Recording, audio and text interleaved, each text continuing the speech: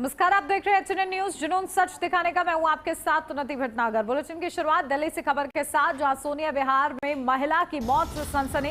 परिवार ने पति पर हत्या के आरोप लगाए हैं। पुलिस ने महिला के पति को हिरासत में लिया है। तो घरेलू विवाद में महिला की हत्या की आशंका है। तो ये बड़ी खबर दिल्ली से सामने आई है। उत्तर पूर्वी दिल्ली के सोनिया विहार इलाके में पारिवारिक विवाद ने भयावह रूप ले लिया, जहां पारिवारिक झगड़े में एक महिला की मौत हो जाती है और माना यह जा रहा है कि महिला के पति ने ही उसकी हत्या की है। जानकारी के मुताबिक घटना बुधवार देर शाम की है, जब किसी घरेलू बात को लेकर पति पत्नी के बीच कहासुनी शुरू हुई और देखते ही देखते मामला इतना बढ़ गया कि आरोपी पति ने गुस्से में पत्नी पूनम को उठाकर जोर से फर्श पर पटक दिया।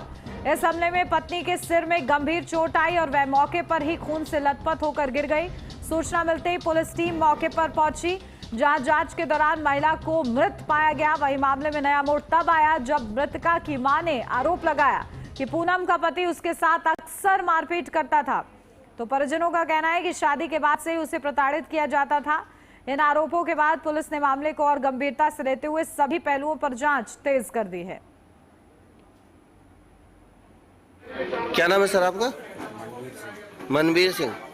मनवीर सिंह जी, क्या वारदात हुई, किस तरीके से आपको जानकारी लगी, क्योंकि आप स्थानीय निवासी हैं?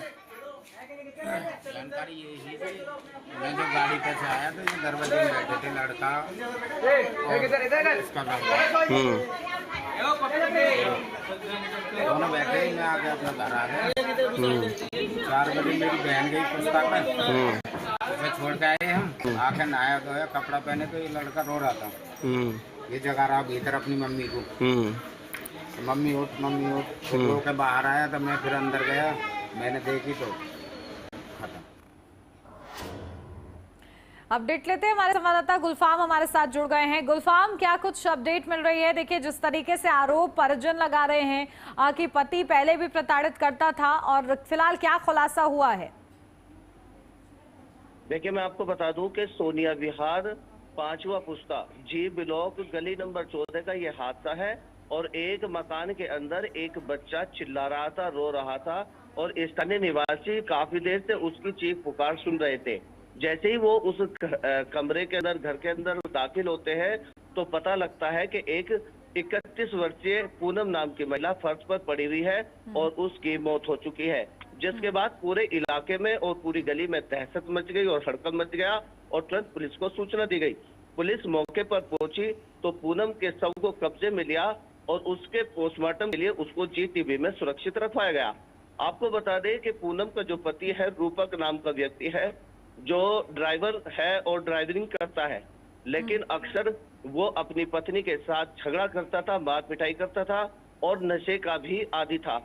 और देर शाम 4 बजे के लगभग इस बड़ी वारदात को उसने अंजाम डाला, जिसके चलते दिल्ली पुलिस ने उसको हिरासत में ले लिया है और आगे की जांच की जा रही है।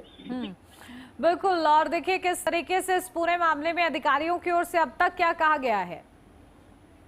देखिए, आधिकारिक रूप से अगर हम आपको बता दें तो दिल्ली पुलिस के डीसीपी आशीष मिश्रा द्वारा एक मैसेज दिया गया है, जिसमें अभी सिर्फ इतना ही बताया गया है कि जो आरोपी पति है उसको हिरासत में ले लिया है और पहली पुष्टि में धारा यानी बीएनएस 103 के तहत मामला दर्ज हुआ है। यानी यह स्पष्ट होता है कि उसकी हत्या की गई है। ठीक है, बहुत शुक्रिया गुलफाम आपका तमाम जानकारी के लिए।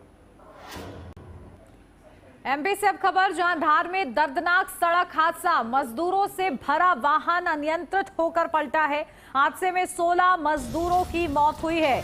तो मृतकों में महिलाओं समेत बच्चे भी शामिल हैं। गाड़ी में 40 से 45 मजदूर सवार थे। पीएम मोदी ने इस हादसे पर दुख व्यक्त किया है। पीड़ितों के लिए मुआवजे का ऐलान भी। तो मध्य प्रदेश के धार में मजदूरों से भरा हुआ एक पिकअप वाहन पलट गया है। इसमें करीब 35 से 40 लोग सवार थे। हादसे में 16 लोगों की दर्दनाक मौत हो गई है। बाकी लोग घायल हैं, उनका इलाज चल रहा है।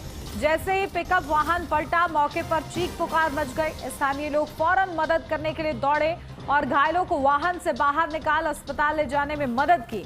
तो कुछ लोगों की मौके पर ही मौत हो चुकी थी। इस सड़क हादसे पर प्रधानमंत्री नरेंद्र मोदी ने शोक व्यक्त किया है। केंद्र सरकार द्वारा मृतकों के परिजनों को 2-2 लाख रुपए की अनुग्रह राशि दी जाएगी। वहीं घायलों को 50,000 रुपए दिए जाएंगे।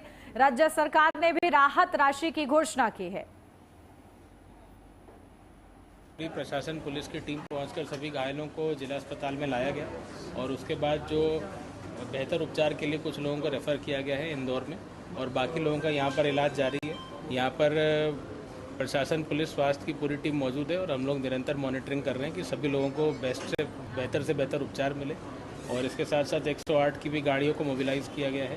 इंदौर जिला प्रशासन से और इंदौर के CMHO और टीम से भी कोऑर्डिनेशन हो गया है। वहाँ के प्राइवेट अस्पताल, सारी अस्पताल, सभी जगह सूचना की गई है और सभी जगह पेशेंट अगर आवश्यकता पड़ेगी तो रेफर किया। कितने घायल और कितने डेथ हुए? अभी तक 12 लोगों के मृतक सूचना प्राप्त हुई है और बाकी 20 लोग हैं जो अस्पताल में भर्ती हैं। उसमें अधिकतर लोगों की स्थिति स्टेबल और कुछ लोग थोड़े उनकी स्थिति जैसे क्या हादसा हुआ है, क्या जानकारी है? देखिए, दुर्भाग्यपूर्ण सड़क दुर्घटना आज यहाँ घटित हुई है। तिरला थाना अंतर्गत एक पिकअप गाड़ी जो कि प्राथमिक सूचना अनुसार लेबर से मजदूरी करके कुछ लोग लौट रहे थे तिरला में सिमलीपुरा गांव की तरफ। तो प्रत्यक्षदर्शियों के अनुसार अचानक से गाड़ी ओवर स्पीडिंग या किसी अन्य कारण से पलटी और इतनी स्पीड में होने के कारण गाड़ी कई बार पलटी। 2-3 बार गाड़ी के सड़क पर पलटने की सूचना और पलटने के बाद वो रॉन्ग साइड पे आ गई और दूसरी साइड से आते हुए एक स्कॉर्पियो गाड़ी को भी उसने मारी। इस दुर्घटना में गाड़ी में ऐसा लगा कि 30 से 35 लोग सवार थे, जिसमें से दुर्घटना 12 लोगों की मृत्यु हो गई है। शेष 20 लोग जो थे वो सभी को तत्काल ही यहाँ पर लाकर चिकित्सालय में चिकित्सा प्रारंभ की गई थी। उसमें अधिकतर लोग स्टेबल हैं, तो कोई रिफर किया गया। और जिस पर अपडेट लेते हैं, हमारे संवाददाता मनीष कुमार राठौर हमारे साथ जुड़ गए हैं। मनीष, क्या कुछ जानकारी मिल रही है? किस तरीके से राहत राशि हालांकि दी गई है, लेकिन बड़ा ये हादसा हुआ है, दुखद हुआ है, क्या अपडेट?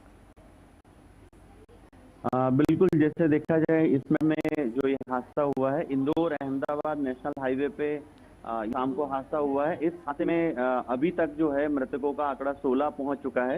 इसके अलावा 20 से 25 लोग इस हादसे में घायल हुए हैं, जिसमें 8 व्यक्ति जो है वो गंभीर रूप से घायल हुए, जिन्हें इंदौर के अलग अलग अस्पतालों में रेफर किया गया है। वहीं मुआवजे की यदि बात की जाए तो मध्य प्रदेश के मुख्यमंत्री डॉक्टर मोहन यादव के द्वारा प्रत्येक जो व्यक्ति मृत हुए उनको 2-2 लाख रुपए, 4-4 लाख रुपए का मुआवजे का ऐलान किया है। साथ ही जो घायल है उन्हें 50-50 हजार रुपए मुआवजा देने के लिए कहा गया है। और इसी विषय पर जब हमारी ग्रामीण IG अनुराग जैन से चर्चा हुई, इंदौर के ग्रामीण IG, तो उन्होंने बताया कि अभी वो जो है वहाँ मौके स्थल पर मौजूद है और घायलों की देखरेख कर रहे हैं। साथ ही मध्य प्रदेश के मुख्यमंत्री आज खरगोन दौरे पर है और उनका भी धार जाने का प्रोग्राम हो सकता है, जो मृतकों के परिजनों से मिलकर जो है उनको आश्वासन देंगे। साथ ही इस विषय पर HNN के द्वारा संभागीय कमिश्नर से भी चर्चा की गई, तो वो मौके पर मौजूद थे उस समय पे और उन्होंने बताया कि घायलों की पूरी तरीके से मदद की जा रही है। साथ ही अभी जो है इस विषय पर हमारे साथ में IG साहब थोड़ी देर में जुड़ सकते हैं, जो पूरे विस्तार से हम बताने की कोशिश करेंगे कि कैसे घटना हुई, क्या हुआ। जी बिल्कुल, देखिए, लेकिन किस तरीके से, क्योंकि इस पूरे मामले में क्या सामने आया है, कैसे ये इतना बड़ा दर्दनाक हादसा हो जाता है, किस तरीके से बारीकी से क्या जांच भी? इसकी जांच में ये सामने आया है कि ये मजदूरों से 40 से 45 मजदूर बताए जा रहे हैं जो प्रत्यक्षदर्शी थे। उन्होंने HNN न्यूज को बताया कि जो है वो तेज रफ्तार से जो है पिकअप वाहन जा रहा था, जिसका टायर फट गया। टायर फटने के कारण वो गाड़ी जो है रॉन्ग साइड पे गई, उसने स्कॉर्पियो को टक्कर मारी। वहां पर 2-3 बार वो पलटी खाने की वजह से मौके पर ही 10 से 12 लोगों की मौत हो गई, जिसके बाद मृतकों का आंकड़ा बढ़ा और वो बढ़ के अभी 16 पहुंच चुका है। गंभीर रूप से जो घायल व्यक्ति है उनका आंकड़ा 8 पहुंच चुका है, उनको इंदौर के अस्पतालों में रेफर किया गया है। वहीं धार के जिला अस्पताल में जो है जो घायल व्यक्ति है उनका उपचार चल रहा है। वहीं धार के जो प्रभारी मंत्री विजयवर्गीय है, उन्होंने भी जो है दुख और संवेदना व्यक्त की है इस विषय को लेकर। ठीक है, बहुत शुक्रिया मनीष आपका तमाम जानकारी के लिए। नोएडा से अब खबर है, जहां सेक्टर 63 में टावर पर चढ़ी युवती ने आत्महत्या की धमकी दी। HNN न्यूज से बातचीत के बाद टावर से नीचे उतरी। बातचीत के बाद युवती को सुरक्षित नीचे उतारा गया। भारी पुलिस बल और रेस्क्यू टीम मौके पर तैनात रही। तो ये बड़ी खबर आपको बता रहे हैं, जहां युवती ने आत्महत्या की धमकी दी और टावर पर चढ़ गई। एचएनएन न्यूज से बातचीत के बाद टावर से नीचे उतरी युवती, बातचीत के बाद उसे वो नीचे उतरी है। तो एक्सक्लूसिव एचएनएन पर ये तस्वीरें आप देख रहे हैं, जहां टावर पर देखिए किस तरीके से युवती चढ़ जाती है और आत्महत्या की धमकी देने लगती है। लेकिन एचएनएन न्यूज से बातचीत के बाद बड़ी मुश्किल से वो नीचे उतरती है। तो एक्सक्लूसिव ये तस्वीरें एचएनएन पर आप देख रहे हैं, जहां टावर पर किस तरीके से युवती चढ़ती है उसकी ये तस्वीरें हैं।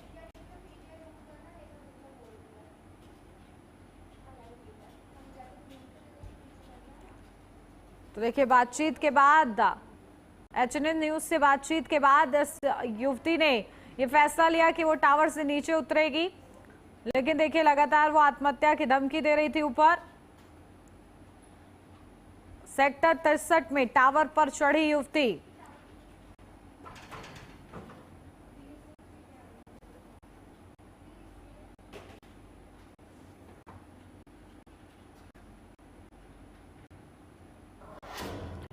अपडेट लेते हैं, हमारे संवाददाता रमेश परिहार हमारे जुड़ गए हैं। रमेश, क्या ये पूरा मामला, क्यों युवती टावर पर चढ़ी, आत्महत्या करना क्यों आती थी और किस तरीके से बातचीत के बाद एचएनएन से वो नीचे आई? देखिए सेक्टर 63 में ये युवती और टावर पे चढ़ी थी और इस टावर पे चढ़कर उसकी मांग ये थी कि मेरी जो घर की परेशानियां हैं, जो कला है और बेरोजगारी कह सकते हैं, उन मांगों को लेकर वो चढ़ी थी। इसका जो मेन मकसद था वो पारिवारिक कलह था।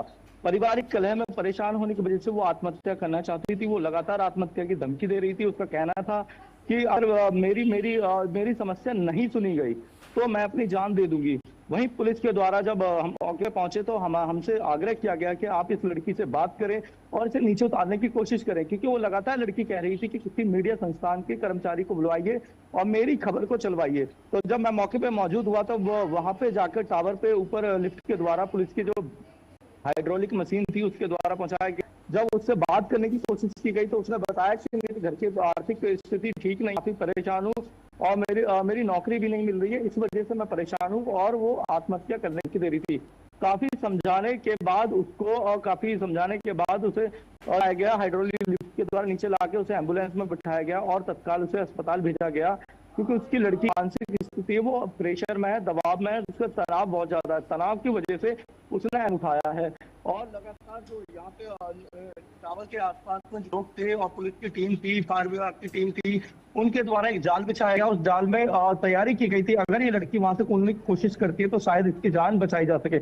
लेकिन वहीं हमारे जो न्यूज चैनल है एचएनएन के माध्यम से इस लड़की को जान बचाने में हम सफल हुए, क्योंकि आज हमने वो वार्ता करी, एक लड़की से बात की और जिसमें उसकी जान बची थी। क्योंकि वो लड़की खुद कह रही थी प्रशासन से, जब तक मीडिया कर्मी नहीं आएंगे, मुझसे कोई बात नहीं कर, तब मैं नीचे नहीं आऊंगी। क्योंकि उसे अपनी बात रखनी थी और उसने हमें कम शब्दों में बताया कि मैं अपने घर से बहुत परेशान हूँ, मेरी नौकरी नहीं लग रही, आर्थिक स्थिति ठीक नहीं है, इस वजह से मैं बहुत ज्यादा परेशान हूँ। तो ये लड़की बहुत ज्यादा परेशान थी और पिछले 3 घंटे से एक टावर पर चढ़ी हुई थी। और मंजू नाम था इस लड़की का। मंजू को पुलिस के द्वारा कई बार निवेदन किया गया कि आप नीचे आ जाइए और हम आपकी जो भी बातें हैं वो सुनेंगे, आपके परिवार से भी बात करेंगे, लेकिन वो उतरने के लिए तैयार नहीं थी। लेकिन जब पुलिस प्रशासन की ओर से हमसे आग्रह किया गया कि आप जाइए और बात करिए, इस युवती से बात करिए, शायद ये आपकी बात मान जाए। तो जब हम ऊपर गए, हमने उससे बात करने की कोशिश की और तो उसने बताया कि मेरे घर की स्थिति ठीक नहीं है, मैं बहुत ज्यादा परेशान हूँ, मैं जान दे दूंगी अपनी। तो इस तरीके की बातों से फिर जो हमारे साथ में एक फायर विभाग के टीम के पुलिस अधिकारी थे, उनके द्वारा उसको रेस्क्यू किया गया, सफल रेस्क्यू रहा। और मौके पे जहाँ पे घटना स्थल था, मौके पे एडीएम नोएडा मौजूद थी, साथ सीएफओ मौजूद थे और क्या नाम है, यहाँ पे थाना पुलिस बल भी मौके पे मौजूद था। तो इस लड़की की सकुशल जान बचाई गई। अगर ये लड़की समय रहते हुए यूं कह के कुछ और देर हो जाती, शायद हम इसे समझाने में प्रयास कर रहे थे, समझाने का नहीं प्रयास कर पाते, तो शायद ये लड़की अपनी जान खो देती। और इस घटना से और लोगों के अंदर भी अवेयरनेस आई कि किसी भी प्रकार की अगर परेशानी है तो हमें उसे मानसिक स्तर से और शांति से उस चीजों से निपटना चाहिए, ना कि इस तरीके का कदम उठाना चाहिए कि टावर पर चढ़कर आत्महत्या कर ले। और बिल्कुल आज का जो दौर है, आज के दौर में, आज के युग में सबसे ज्यादा मानसिक रूप से परेशान युवा ही हो रहे हैं, क्योंकि युवाओं को ना बिल्कुल देखिए युवती की जान बच सकी है, ये बड़ी बात है। ठीक है रमेश, बहुत शुक्रिया आपका तमाम महत्वपूर्ण अपडेट के लिए।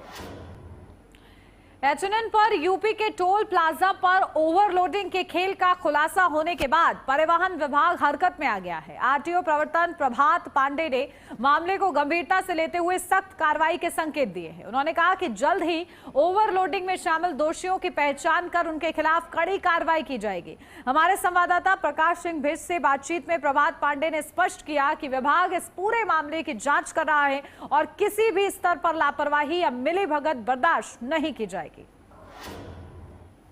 परिवहन विभाग द्वारा पुलिस प्रशासन से टूल कर्मचारियों के द्वारा मिलीभगत से किस प्रकार अवैध बस ट्रकों का आवाजाही कराई जा रही थी, इसकी शिकायत करने के बाद पुलिस प्रशासन ने जिस प्रकार से टूल कर्मचारियों के खिलाफ कड़ी कार्रवाई, उसके बाद अवैध ट्रकें जो वाहन थे वो किस प्रकार से वैकल्पिक मार्गों का रास्ता ढूंढते हुए शहर के अंदर प्रवेश करने लगे और उसके बाद कड़ी कार्रवाई करते हुए टूल कर्मचारियों के साथ जब उन एनएचआई से इस बारे में जानकारी ली तो उनका परिवहन विभाग को क्या जवाब मिला, आइए जानते हैं। हमारे साथ हैं लखनऊ के आरटीओ प्रवर्तन प्रभात पांडे जी।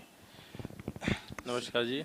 नमस्कार सर, आप ये बताइए कि जिस प्रकार से ये कार्रवाई हुई टूल कर्मचारियों के साथ, उसके बाद एनएचआई ने आपको क्या जवाब दिया कि किस कारण से वो लोग इस तरीके से काम कर रहे हैं? देखिए, जो टोल से जो एक ओवरलोड ट्रक गुजरी थी, जो मामला सामने आया था, उसमें एआरटीओ लखनऊ जो है आलोक जी ने जब देखा कि गाड़ी का वो काटा कराने के लिए ले जा रहे थे, गाड़ी खराब हो गई, काटा नहीं हो पाया, तो उन्होंने उससे टोल पर्ची मांगी कि टोल में लोड लिखा हो तो उसके आधार पर कार्रवाई कर दी जाए। तो टोल पर्ची में जो ड्राइवर ने दिया तो पर्ची में नंबर दूसरा पाया गया, जो गाड़ी का नंबर दूसरा था, और नंबर वो ऐसी सीरीज़ थी जो कि नंबर सीरीज इंडिया में थी नहीं। तो वो उनको थोड़ा ये शक हुआ कि ये नंबर गलत कैसे सीरीज जारी हो रही। तो उन्होंने उस गाड़ी को थाने में बंद किया और उसमें FIR भी दर्ज किया, जिससे कि चीज़ ये प्रकरण सामने आए कि क्या मामला है, गाड़ी मालिक गड़बड़ी कर रहा है या ड्राइवर गड़बड़ी कर रहा है या कहीं इसमें टोल का कोई इन्वॉल्वमेंट है। तो उस FIR के बाद जो है पुलिस विभाग द्वारा इस पर जांच की है। बाद में जो है अपर पुलिस महानिदेशक महोदय द्वारा पूरे प्रदेश के लिए आदेश जारी कर दिए गए हैं कि सभी जिलों में जो है जो उनके पुलिस हैं वो इसकी जांच कर लें कि इस तरह से टोल में गड़बड़ी तो नहीं पाई जा रही है। तो अभी टोल में जो इसकी जांच हो रही है और जांच में जो NHI का पत्र आया है, ट्रांसपोर्ट कमिश्नर मैडम ने जो भारत सरकार को पत्र लिखा था NHI हेडक्वार्टर को, वहाँ से भी अभी ये जवाब आया है कि हमारे टोल प्लाजा पे जो कोई मैनुअल जो है इस तरह से छेड़छाड़ नहीं होती है, वहाँ पे जो फास्टैग है उससे ही पैसा कटता है और नंबर जनरेट होता है। लेकिन अभी इसमें ये चीज़ देखने की बात है कि अगर फास्टैग से कटता है तो उसमें जो इस तरह की सीरीज है, फेक सीरीज हैं, ये कैसे आ रही हैं, फेक सीरीज से फास्टैग कैसे जारी हुआ जो है, अभी ये भी जांच के विषय है। हालांकि उसमें NHI हेडक्वार्टर ने ये भी लिखा है कि उन्होंने बैंकों को भी डायरेक्शन दिए गए हैं कि 2023 के पहले जो फास्टैग बनते थे वो मैनुअल बनते थे, वो वाहन पोर्टल से लिंक नहीं थे। तो उस समय क्या होता था, जो वाहन स्वामी ने जो नंबर बताया उस नंबर से फास्टैग जारी हो गया, जो 33 नंबर बताया तो 33 नंबर से जारी हो गए। अब उसके बाद नियम कर दिया है कि 33 नंबर से अगर फास्टैग जारी होता है तो वो 3 महीने के अंदर उसमें रजिस्ट्रेशन नंबर अपडेट कराना अनिवार्य है, नहीं तो वो स्वतः बंद हो जाएगा फास्टैग। लेकिन 23 के पहले मैनुअल व्यवस्था थी, तो क्या वो मैनुअल जो व्यवस्था जो गलत फास्टैग जारी हुए वो क्या आज भी वो जारी हो रहे हैं, उनका फिर फास्टैग रिचार्ज आज कैसे हो रहा है अगर वो गलत ढंग से जारी हुए। तो ये सब विषय है, अभी इस पर जाँच हो रही है अभी, क्योंकि इसकी अपडेट जानकारी नहीं है। और जो दूसरी चीज़ जो आपने बताया कि जब ये सब कार्रवाई शुरू हुई तो बहुत से ट्रक वाले जो है अपने बचने के लिए कि टोल पे हमारा नंबर आएगा तो हम कहीं जांच के दायरे में आ सकते हैं, तो वो जो वैकल्पिक मार्ग है नवाबगंज टोल के पहले से एक मार्ग मुड़ता है जो उससे लोग जाने लगे। वहाँ हालांकि हाइट गेज लगा था, ये शिकायत आई कि उसको हाइट गेज वहाँ टूट गया या तोड़ दिया गया जो है कभी। दिल्ली के केशवपुरम इलाके में मुठभेड़ पुलिस हुई है, जहां पर पुलिस और शराब तस्करों के बीच मुठभेड़ हुई है। मुठभेड़ में 3 शराब तस्करों को गिरफ्तार किया गया है, तो तस्करों से अवैध शराब की 17 पेटियां बरामद। तो ये बड़ी खबर आपको बता रहे, पुलिस और शराब तस्करों के बीच मुठभेड़ में 3 शराब तस्करों को गिरफ्तार किया गया है। तो दिल्ली के केशवपुरम में पुलिस को अवैध शराब तस्करों के खिलाफ बड़ी सफलता मिली है। पुलिस के चलाए गए अभियान में पुलिस और तस्करों के बीच मुठभेड़ हुई।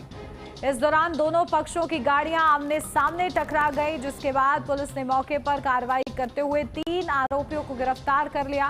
पुलिस ने आरोपियों के कब्जे से 17 पेटी अवैध शराब बरामद की है। तो तस्करों से अवैध शराब की 17 पेटियां बरामद। पुलिस और शराब तस्करों के बीच मुठभेड़ हुई है।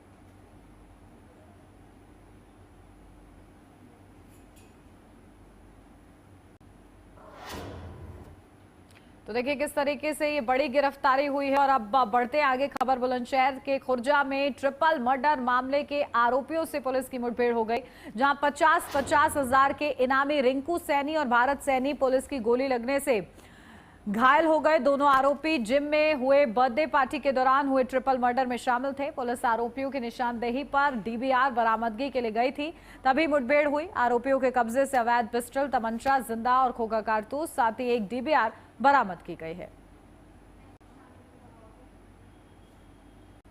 आज दिनांक 28 अप्रैल 2026 की रात्रि में थाना खुर्जा नगर पुलिस के द्वारा 2 50-50 हजार के इनामी अभियुक्त भारत सैनी और रिंकू सैनी को गिरफ्तार किया गया है। इन अभियुक्तों के द्वारा 25/26 की रात्रि में थाना खुर्जा नगर में मर्डर की घटना अंजाम दिया गया था। पुलिस के द्वारा गिरफ्तारी के पश्चात अभियुक्तों की निशानदेही पर मर्डर के घटना स्थल का डीवीआर एवं अवैध असला बरामद करने के लिए इनको मुंडाखेड़ा नहर पर लेकर पहुंचा गया, जहां पर इनके द्वारा उसी अवैध असले से पुलिस पर हमलावर हुआ गया। आत्मरक्षा जवाबी कार्यवाही में इन लोगों के गोली लगी है। इन लोगों को, अभियुक्तों को उपचार के लिए तत्काल अस्पताल भिजवाया गया है। इन अभियुक्तों के पास से मर्डर के घटना स्थल का डीवीआर, एक अवैध पिस्टल, एक अवैध तमंचा बरामद हुआ है। प्रकरण में अग्रिम विधिक कार्रवाई की जा रही है। दिल्ली के इंद्रपुरी इलाके में हुई 70 लाख रुपए की दिन दहाड़े लूट के मामले का पुलिस ने खुलासा कर दिया है।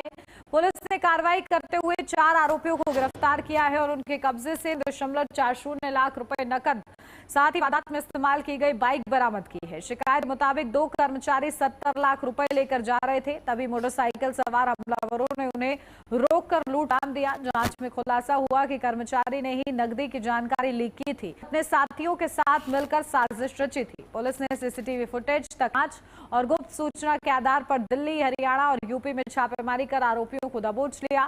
पुलिस मामले की जांच कर रही है। 31 मार्च के ये घटना है, जिसमें हमें ये पता चला था कि थाना इंदरपुरी क्षेत्र में जो कृषिकंज एरिया आता है, वहाँ से लगभग 70 लाख रुपए की दिन दहाड़े गबन और लूट की वारदात हुई थी, जिसको सॉल्व करने में इंदरपुरी थाना सफल रहा है। इस मामले में पुलिस ने 4 आरोपी मोहम्मद कैफ, ऋषि यादव, सौरभ उर्फ बच्चा और विकास को गिरफ्तार किया है तथा 53 लाख रुपए की जो लूट की कैश है उसको बरामद किया है।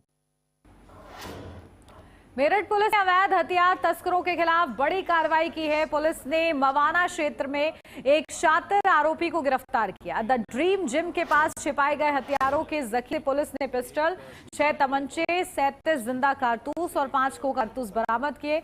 आरोपी सस्ते दाम पर हथियार खरीदकर महंगे में बेचा था। यह कार्रवाई हाल ही में लोहिया नगर में बेडरूम के अंदर चल रही अवैध पिस्टल फैक्ट्री खुलासे के बाद दूसरी बड़ी सफलता है।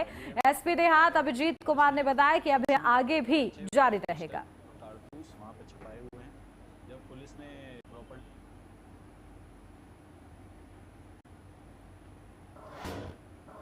और इसी के साथ इस बुलेटिन में बस इतना ही। खबरों का सिलसिला आगे भी जारी रहेगा। आप देखते रहिए HNN न्यूज़, जुनून सच दिखाने का।